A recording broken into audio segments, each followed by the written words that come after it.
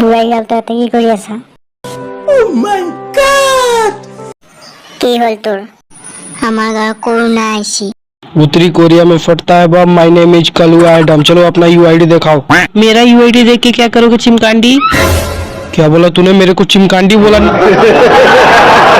গাঁৱত কৰোণা আহিছে, তই এতিয়া কিবা ব্যৱস্থা কৰিব লাগে, নহ'বা তোৰ এই মুখটো মই গোটাই লাও মুৰা কৰি চুলি কাটি দিম। তেতিয়া তই গম পাবি মই কেনেকুৱা বস্তু।